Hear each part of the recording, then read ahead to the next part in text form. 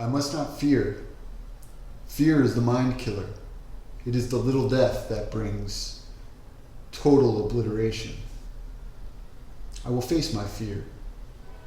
I will let it pass over me and through me. And when it has passed, I will turn in my mind's eye and face my fear, and I will see that it is gone. And only I remain. These words, or something like them, were written by Frank Herbert in his science fiction classic Dune.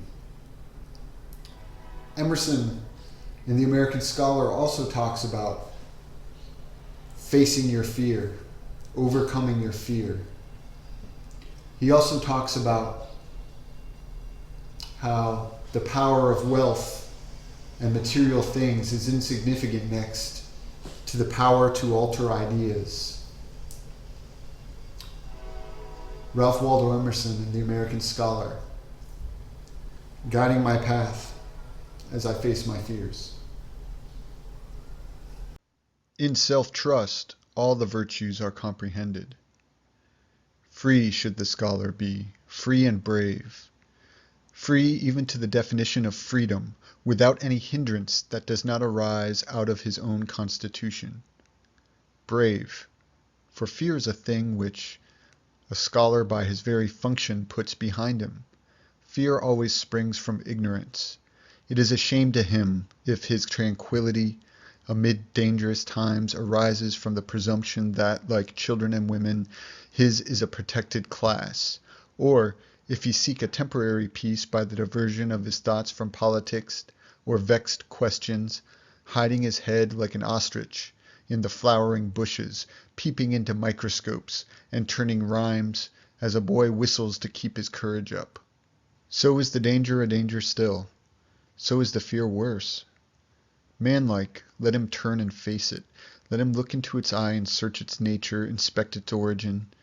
See the whelping of this lion which lies no great way back. He will then find in himself a perfect comprehension of its nature and extent. He will have made his hands meet on the other side, and can henceforth defy it and pass on superior. The world is his, who can see through its pretension? What deafness, what stone-blind custom, what overgrown error you behold, is there only by sufferance, by your sufferance. See it to be a lie, and you have already dealt it a mortal blow. Yes, we are the cowed, we the trustless. It is a mischievous notion that we are come late into nature, that the world was finished a long time ago. As the world was plastic and fluid in the hands of God, so it is ever to so much of his attributes as we bring to it. To ignorance and sin it is flint. They adapt themselves to it as they may, but in proportion as a man has anything in him divine, the firmament flows before him and takes his signet and form. Not he is great who can alter matter, but he who can alter my state of mind. They are the kings of the world who give the color of their present thought to all nature and all art, and persuade men by the cheerful serenity of their carrying the matter, that this thing which they do is the apple which the ages have desired to pluck, now at last ripe, and inviting nations to the harvest. The great man makes the great thing. Wherever MacDonald sits, there is the head of the table.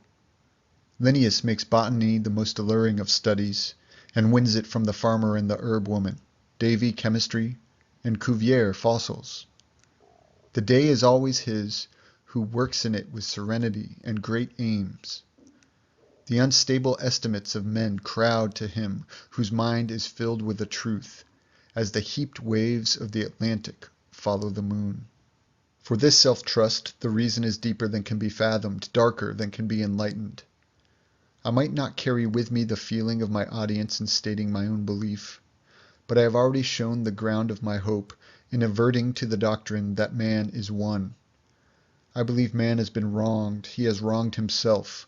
He has almost lost the light that can lead him back to his prerogatives. Men are become of no account.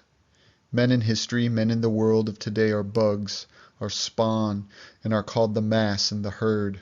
In a century, in a millennium, one or two men, that is to say, one or two approximations to the right state of every man. All the rest behold in the hero or the poet their own green and crude being, ripened. Yes, and are content to be less, so that may attain to its full stature. What a testimony, full of grandeur, full of pity, is borne to the demands of his own nature, by the poor clansman, the poor partisan, who rejoices in the glory of his chief. The poor and the low find some amends to their immense moral capacity for their acquiescence in a political and social inferiority.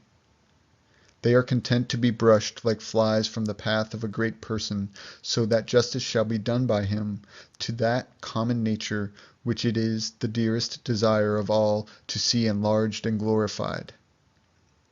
They sun themselves in the great man's light, and feel it to be their own element. They cast the dignity of man from their downtrodden selves upon the shoulders of a hero, and will perish to add one drop of blood to make the great heart beat, those giant sinews combat and conquer. He lives for us, and we live in him. Men such as they are, very naturally seek money or power, and power because it is as good as money, the spoils, so-called, of office. And why not? For they aspire to the highest, and this, in their sleepwalking, they dream is the highest. Wake them, and they shall quit the false good, and leap to the true, and leave governments to clerks and desks. This revolution is to be wrought by the gradual domestication of the idea of culture. The main enterprise of the world for splendor, for extent, is the upbuilding of a man. Here are the materials strewn along the ground. In private life of one man shall be more illustrious monarchy, more formidable to its enemy, more sweet and serene in its influence to its friend, than any kingdom in history. For a man, rightly viewed, comprehendeth the particular natures of all men. Each philosopher, each bard, each actor, has only done for me, as by a delegate, what one day I can do for myself. The books which once we valued more than the apple of the eye, we have quite exhausted. What is that but saying that we have come up with the point of view which the universal mind took through the eyes of one scribe? We have been that man, and have passed on.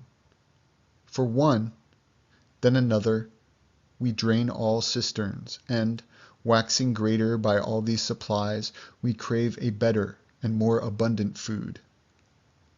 The man has never lived that can feed us ever. The mind cannot be enshrined in a person who shall set up a barrier on any one side to this unbounded, unboundable empire. It is one central fire which, flaming now out of the lips of Etna, lightens the capes of Sicily, and now out of the throat of Vesuvius illuminates the towers and vineyards of Naples. It is one light which beams out of 1,000 stars. It is one soul which animates all men.